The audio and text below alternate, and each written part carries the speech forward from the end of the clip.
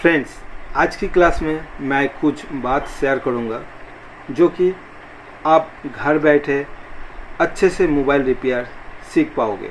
वो कैसे, इसी के बारे में जानकारी दूंगा। तो hello friends, I am Shekhar Vari, you are watching technical aces channel. So without wasting time, let's get started.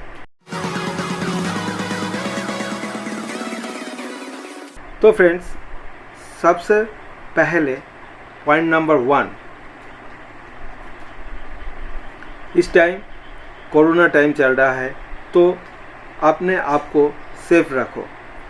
Point number 2, किसी भी इंस्टीट्यूट में मत जाइए जहाँ पे आपका 30 से 40 हज़ार रुपया लूट लेते हैं, क्योंकि कभी भी 20 से 30 दिन का अंदर कोई भी कंप्लीट कोर्स नहीं सीख पाता है। इसमें आप लोग को सिर्फ ब्रेन वॉश करके आपका माइंड को वॉश करता है इन लोग, और आपके पास से 30 से 40 हज़ार या कहीं कहीं पे 50 हज़ार 60 हज़ार ऐसा आपका पास से लूट लेते हैं। ठीक है, तो इस सब का चक्कर में बिल्कुल मत पड़िए। आप घर बैठे बहुत ही अच्छा सा टेक्नीशियन बन सकते हैं। ठीक है दोस्त, तो हमेशा ये 2 पॉइंट को हमेशा याद रखिएगा। ठीक है, तो ज़िंदगी में आप कभी भी धोखा नहीं खाओगे इस फील्ड में। और हमारा चैनल का मकसद है आप लोगों का पैसा बर्बाद होने से बचाना और आप लोगों को अच्छा नॉलेज और अच्छा टेक्नीशियन बनाना। इसके लिए हम लोग दिन रात मेहनत कर रहा हूँ।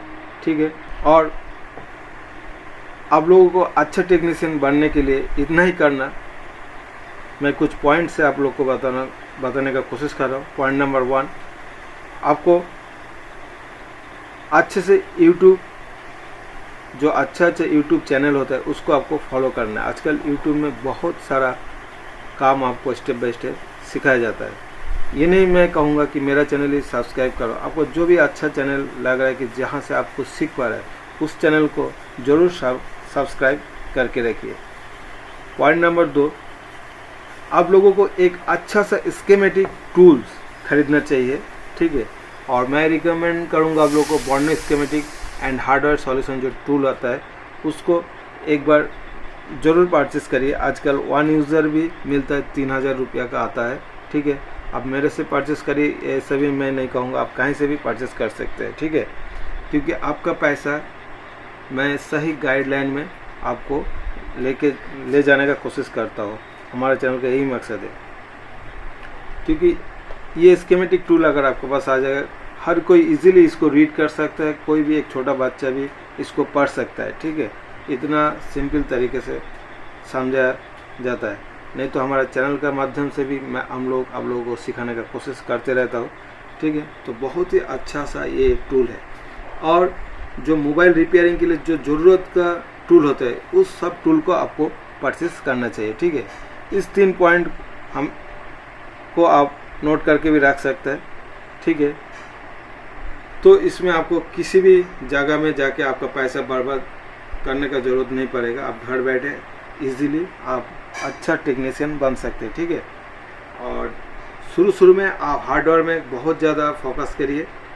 ठीक है, क्योंकि हार्डवेयर ही बहुत ज़्यादा इम्पोर्टेंट होता है, और सॉफ्टवेयर में भी आजकल बहुत लूटना शुरू कर दिया। देखिए, मान लीजिए आप एक EasyJet प्लस बॉक्स खरीदोगे, कम से कम 55 हज़ार का उसका सेटअप आ जाता है।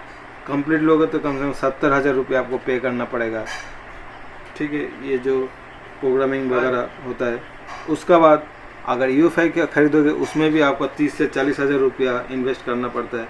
इस तरह बहुत सारा सॉफ्टवेयर बॉक्स आप लोग को ब्रेन वॉश करके आप लोगों से पैसा खींचा जाता है। ठीक है, और उसमें क्या आप पूरा पैसा उठा नहीं पाते हैं, तो बीच में कोई बंदा इस काम को छोड़ ही देता है। लेकिन ऐसे नहीं, आप लोग स्टेप बाय स्टेप सबसे पहले हार्डवेयर पे ज़्यादा फोकस करिए। ठीक है, इसलिए मैं मेरा चैनल में सॉफ्टवेयर का काम बहुत ही कम दिखाता हूँ। ठीक है, क्योंकि आदमी का माइंड अगर उस तरफ भटक जाएगा, सॉफ्टवेयर एक प्रोग्रामिंग है, वो कभी भी आप लोग सीख सकते हैं। वो जहाँ से आप सॉफ्टवेयर परचेस करोगे उसमें इंस्ट्रक्शन में सब कुछ मैनुअल रहता है, कैसे इसको ऑपरेट करना पड़ता है, कैसे, ये सीखने का कुछ होता ही नहीं। ठीक है, इससे मोटा मोटा 3-4 पॉइंट होता है उसको सिंपली आना चाहिए, तो हर कोई सॉफ्टवेयर का काम कर लेता है। लेकिन ये जो हार्डवेयर बहुत इंपॉर्टेंट होता है। तो ये जो बॉर्नियो टूल जो स्कीमेटिक डायग्राम आजकल आया, इसका वजह से ये हार्डवेयर भी बहुत इजी हो गया। तो आप लोग बिल्कुल माइंड में पहले से ही इस फील्ड में आके सॉफ्टवेयर का तरफ मत भटकिए, ये मेरा रिक्वेस्ट है आप लोगों से। बाकी आप लोगों का मर्जी, नहीं तो आप लोग शुरू में बहुत ज़्यादा पैसा बर्बाद कर दोगे, फिर आपको बहुत ज़्यादा नुकसान हो जाएगा, ठीक है। तो इसलिए इन लोग का जो पैसा लूटने के लिए बैठा है आजकल, इन लोग का चक्कर में मत फंसिए, ठीक है। तो एक मैं छोटा सा एग्जांपल देकर आप लोग को बताऊंगा। अभी जैसे मैं ये जो स्कीमेटिक टूल के बारे में दिखा रहा हूँ, ये देखिए मेरा सामने बॉर्नियो स्कीमेटिक हार्डवेयर सॉल्यूशन, ये जो टूल मैंने ओपन करके रखा हूँ, ये मैंने परचेस किया 2 यूज़र मिलके। ये मुझे 5000 ऐसे कुछ मिला दोनों का मिलके, ठीक है। तो देखिए फ्रेंड्स, इसमें काम कितना आसान कर देता है। तो अभी मेरे पास एक वीवो Y50 मेरे पास एक वीवो Y53 मोबाइल आया, और उसमें डिस्प्ले में कुछ शो नहीं हो रहा है, मतलब लाइट नहीं, तो उसको हम कैसे सॉल्यूशन करेंगे। अभी सभी के पास इस तरह स्कीमेटिक टूल आ गया, तो हम लोग कैसे सिंपली इसमें हार्डवेयर सॉल्यूशन में क्लिक किया है, और यहाँ पे मैंने पहले से लोड करके रख दिया है, ठीक है। तो इसको ठीक करने का भी एक तरीका है। सबसे पहले कभी भी स्कीमेटिक देख के आप कोई भी मोबाइल रिपेयर कर रहे हैं, सबसे पहले उसका जो डायोड मोड होता है उसको एक बार खोल के चेक करिए कि हमारा जो लाइट सेक्शन है, जहाँ से हमारा लाइट का सप्लाई जाता है, उसका जो डायोड रेंज कितना होता है। जैसे मैंने इसलिए ये फिगर मैं खोल के रखा हूँ, यहाँ पे जैसे देखिए दिखाई दे रहा है, जो LCD बैकलाइट का LED दिया है, जो एनोड का पॉइंट है, यहाँ पे जैसे हम लोग डायोड रेंज मेज़र करेंगे तो यहाँ पे 0.316 वैल्यू आना चाहिए। डायोड रेंज वो होता है, इसको कंटिन्यूटी भी बोलता है कोई, ठीक है।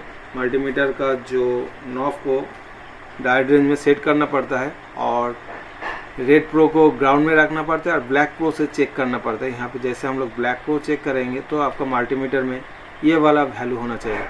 तो 10-15 टॉलरेंस हो सकता है, मतलब 10 कम हो सकता है, जैसे 310 हो सकता है, ठीक है, या 320 हो सकता है, इससे थोड़ा बहुत टॉलरेंस हो सकता है, लेकिन ये रीडिंग आना चाहिए, ठीक है। तब जाके हम लोग मानेंगे कि हमारा LCD सेक्शन, जो लाइट सेक्शन का कनेक्शन ओके है।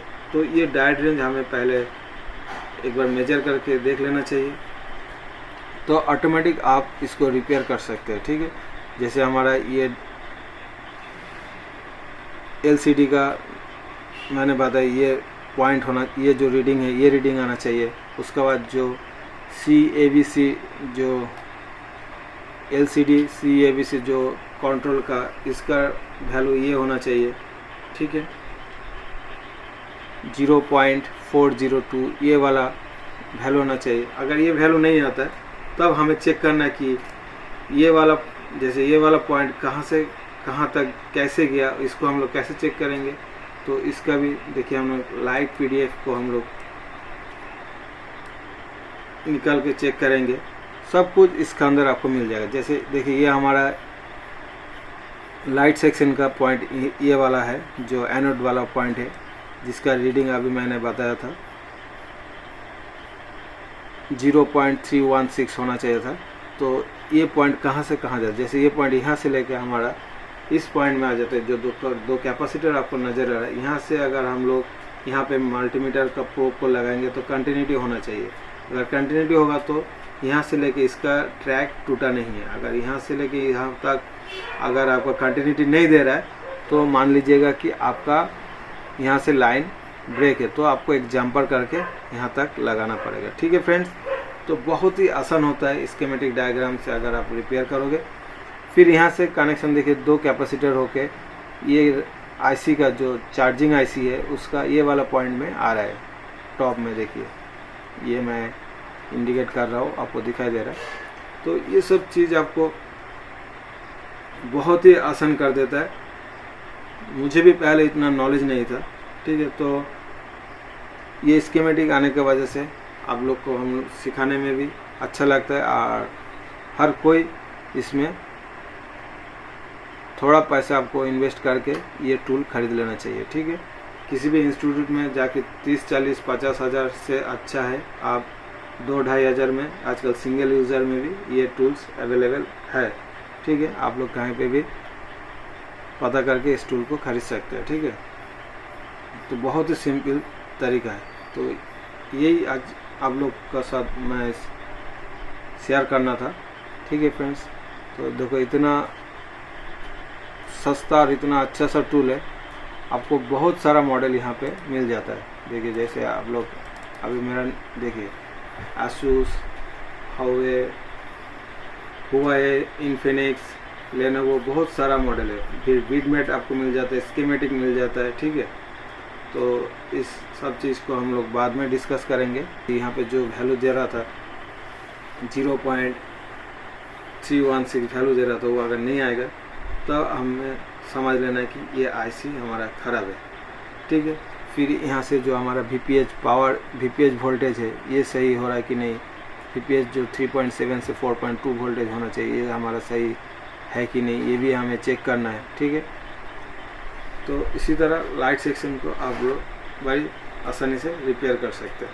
आज क्लास में इतना ही बताना था आप लोग को, ये सब बात शेयर करना था, ठीक है। उम्मीद करते हुए वीडियो आप लोग को अच्छा लगा। और बहुत आदमी ये सब बात आप लोग को साथ शेयर नहीं करना चाहता है, ताकि उन लोग चाहता है कि आप लोग उनका पास जाइए, कुछ पैसा बर्बाद करिए और उनका क्लास में एडमिशन लीजिए, ठीक है। लेकिन ऐसा नहीं, आपको सिर्फ इतना ही सीखना आईसी को कैसे निकाला जाता है, आईसी को कैसे रिवॉल्व किया जाता है, ठीक है। और ये सब लाइन जो डायोड रेंज ये सब आपको इस टूल के अंदर ही मिल जाएगा। आपको बहुत ही सिर्फ बेसिक काम आपको आना चाहिए, आईसी को निकालना, आईसी को जोड़ना, रिवॉल्विंग करना, ठीक है। उसके बाद ये कंपोनेंट कैसे निकाला जाता है, कैसे कितना टेम्परेचर देके कंपोनेंट निकाला जाता है, कितना टेम्परेचर से फिर इसको लगाना पड़ता है, कनेक्टर के लिए कितना टेम्परेचर, ये सब चीज़ अच्छा यूट्यूब देख के आप लोग सीख सकते हैं। नहीं तो हमारे चैनल में आप लोग सब्सक्राइब करके रखिए, हम लोग ये सब सिखाते रहते हैं। आईसी को कैसे निकाला जाता है, कनेक्टर को कैसे निकाला जाता है। अगर आप लोग नीचे कमेंट सेक्शन में लिखिएगा, अगर आप लोग ये कनेक्टर वगैरह कैसे निकाला जाता है, कैसे लगाया जाता है, दोबारा वीडियो देखना तो हम लोग फिर से आप लोग को सिखाते रहेंगे, क्योंकि हमारे चैनल का मकसद ही है आप लोग को अच्छे से काम सिखाना है, ठीक है दोस्तों। तो फ्रेंड्स आज के लिए वीडियो इतना ही है। आप लोग खुश रहिए, फिर मिलेंगे नेक्स्ट वीडियो में। तब तक के लिए bye bye and take care.